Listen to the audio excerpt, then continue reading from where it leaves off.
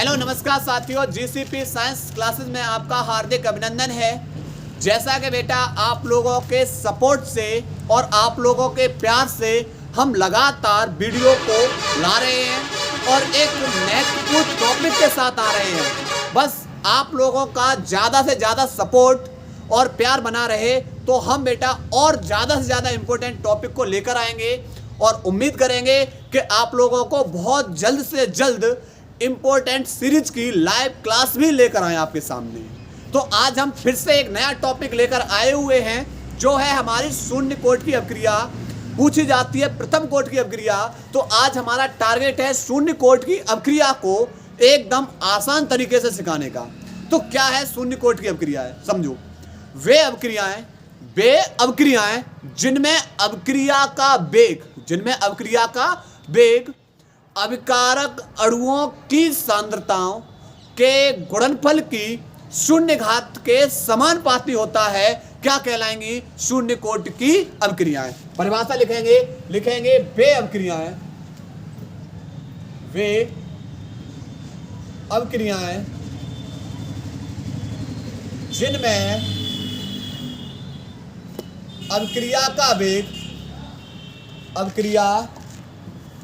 वेग अभिकारक अणुओं की सांद्रता के गुणनफल की शून्य घात के समानुपाती होता है। कौन सी अपक्रिया कहलाएंगी? शून्य कोटि की अपक्रियाएं कहलाती हैं। शून्य कोटि की अपक्रियाएं कहलाती हैं।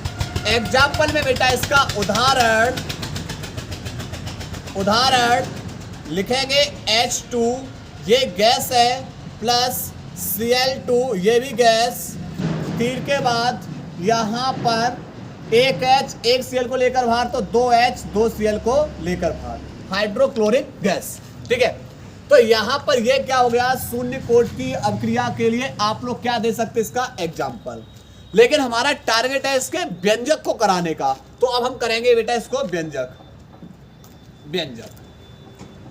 मान लिया कि माना एक जो अपक्रिया ली, माना R और तीर के बाद क्या बन रहा है? उत्पाद।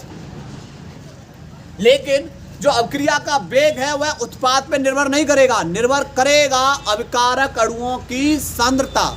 अगर शून्य कोटि की है तो शून्य घात पर, द्वितीय प्रथम कोटि की है तो प्रथम घात पर, द्वितीय कोटि की अपक्रिया है तो द्वितीय घात पर निर्भर करेगा।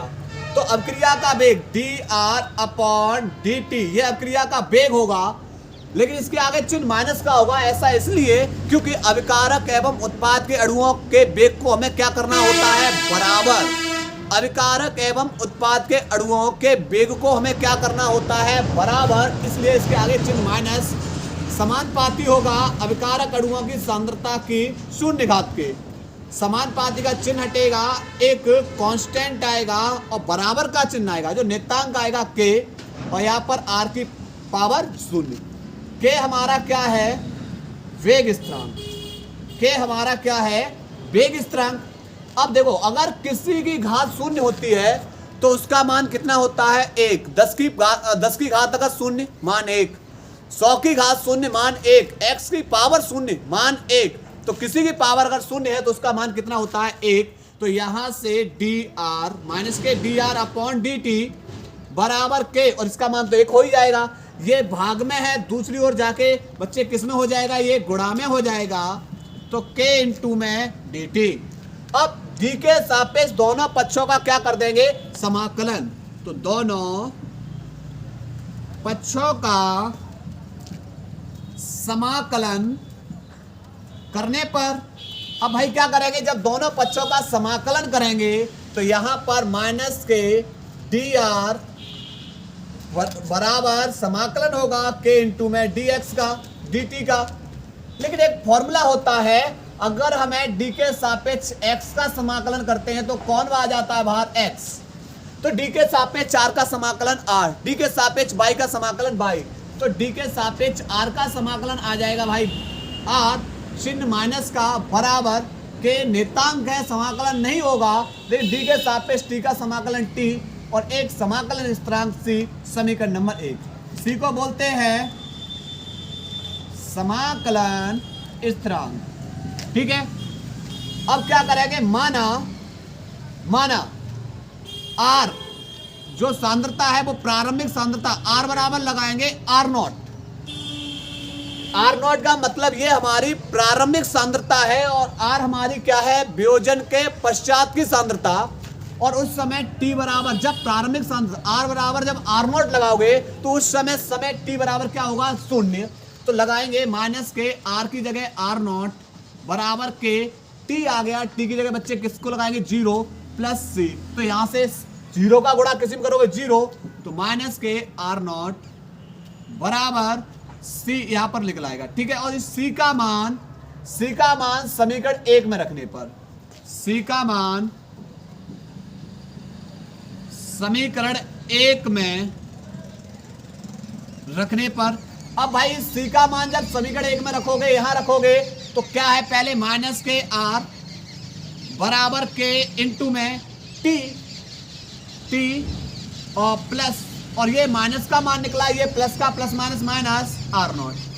अब करना क्या है, इस r को एक और कर लेंगे, तो इस ओर का जो प्लस वाला है बेटा, इधर माइनस का है, दूसरी ओर जाके बच्चे किस में हो जाएगा, प्लस के अंदर। तो r0 माइनस के r बराबर के इंटू में t। अब देखो r0 है हमारा बराबर मान लिया a, और a का मतलब यहाँ पर प्रारंभिक सांद्रता, और r बराबर क्या लगाएंगे, a माइनस के x, और a माइनस का x का मतलब वियोजन के पश्चात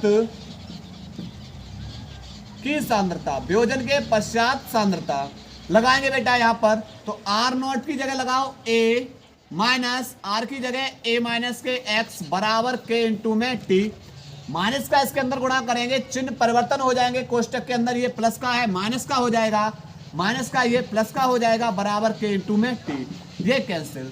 तो x बराबर निकलेगा के इंटू में t गुणा में है, दूसरी ओर जाके भाग में हो जाएगा बराबर के।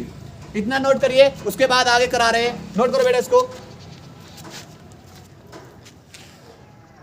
इसके बाद बेटा अब हम निकालेंगे इसका मात्रक। क्या लिखेंगे, इसका मात्रक कैसे लिखेंगे, k बराबर x अपॉन t।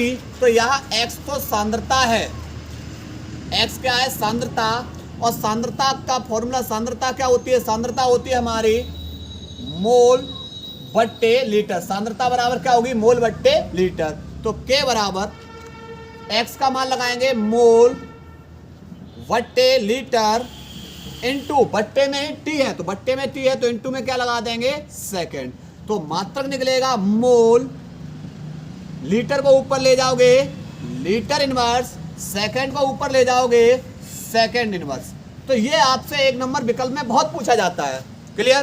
तो ये था हमारा टॉपिक था शून्य कोटि की अभिक्रिया के लिए। अगले लेक्चर में हम पढ़ाएंगे प्रथम कोटि की अभिक्रिया को। तो बस आप लोग लगातार सपोर्ट करते रहिए ताकि ज़्यादा से ज़्यादा टॉपिक ला सके। धन्यवाद।